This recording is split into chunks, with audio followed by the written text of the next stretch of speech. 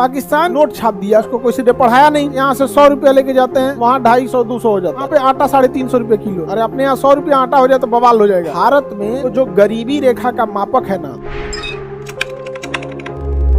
एक चीज तो पता है कि जितना का नोट छापना है, समझदारी ये है कि उतना वैल्यू का आपके पास सामान होना चाहिए।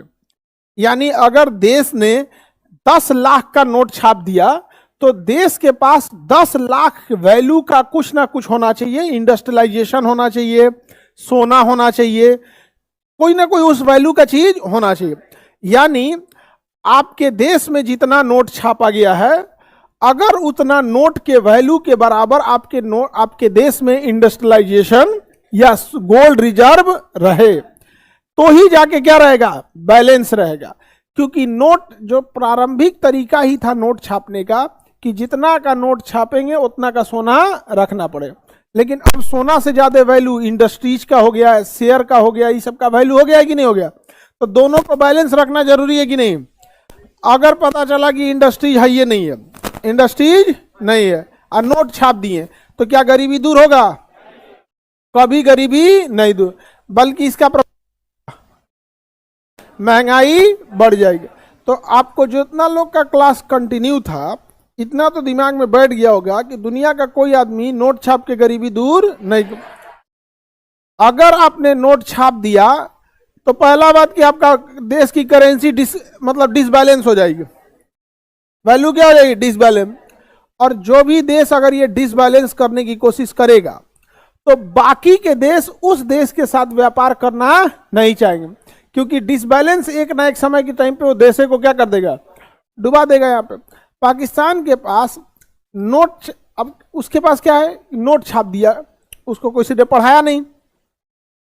जब उसको नहीं पढ़ाया गया तो छाप दिया। आज हम लोग यहाँ से 100 रुपया लेके जाते हैं, वहाँ 250 200 हो जाता है, 250 300 हो जाएगा। अब बताइए यहाँ से 100 रुपया लेके जाए, अब वहाँ पे आटा 350 रुपये किलो है। अपने यहाँ के हिसाब से 100 रुपया फिर भी महंगाई है कि नहीं? अरे अपने यहाँ 100 रुपया आटा हो जाए तो बवाल हो जाएगा। 34 रुपया पटना में ना है, गांव में तो आजो देहात में लोग आटा गेहूं पिसवा लेता है, अब पैसों ना दे पिसाई का जर्ती कटवा लेता है। ओह में से रख लियो, जर्ती कटवा लेता आदमी, पैसा बचा लेता आदमी। तो नोट छापने से इन्फ्लेशन बढ़ जाएगा कि नहीं बढ़ जाएगा? समझ में आ गया? तो जितना वैल्यू का रहे उतना वैल्यू का क्या करना चाहिए, नोट छापना चाहिए। अब बात आती है कि नोट छापने की जिम्मेदारी हम लोग किसको देंगे? आरबीआई को। लेकिन अगर आरबीआई का गवर्नर बिना वित्त मंत्रालय के लिखित परमिशन नोट छाप दिया तब, क्योंकि अल्टीमेटली बवाल होगा तो गवर्नमेंट को झेलना होगा।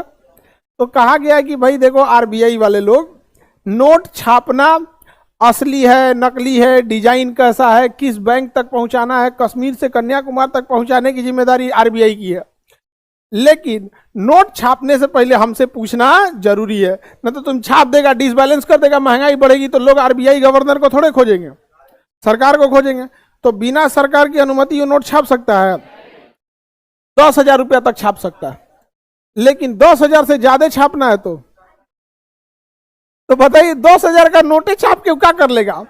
इतना बड़ा भारत देश में आरबीआई बिना गवर्नमेंट परमिशन कितना नोट छाप सकता? 10,000 रुपया। हाँ, एक साल में एक बार 10,000 छाप दी, आपकी अनुमति खत्म। अब जब छापना है तो किसे पूछिए? सरकार से पूछिए। और सरकार से अब अभी के आरबीआई गवर्नर को सबको तो और दिक्कत होता होगा कि साहब यही मॉडल छापना है कि फिर बदलने का सोच रहे हैं। मोदी जी कहते नहीं अभी यही मॉडल चलेगा, अभी इसको यही मॉडल चलने दो यहाँ पर। तो बिना सरकार की अनुमति आरबीआई कितना नोट छाप सकती है? कोई मतलब बनता है 10,000 जी? तो नॉर्मल चीजें यहाँ पे भारत में जो व्यवस्था है, तो जो गरीबी रेखा का मापक है ना कि 35 रुपया डेली, 40 रुपया डेली, एक फैमिली की इनकम भारत में आज भी ऐसी फैमिली है जो महीने का ना जो 8 से 10,000 ही कमा पा रही है। अगर ये पूरी फैमिली को जा रहा है तो बहुत ही चिंताजनक है। पूरी फैमिली को जा रहा है तब, या फिर इसका मानक सेट कर दे कि 10,000 मिनिमम होना ही चाहिए। 10,000 मिनिमम होना चाहिए। तो इतना मापक रहता है, तो कम से ये मिनिमम मापक है, मैक्सिमम अडानी बन जाओ, लेकिन मिनिमम भी एक लेवल तक रहना चाहिए। हमारे यहाँ मिनिमम इतना नीचे है जिसका कोई हद नहीं। राशन कार्ड वाले पे हम लोग को लगता है कि 5 किलो आज चावल दाल जो ये जो गेहूं चावल मिल रहा है, ये बहुत लोगों के लिए जीवन का साधन है, उतना ही। इतनी लेवल तक में गरीबी चली गई है।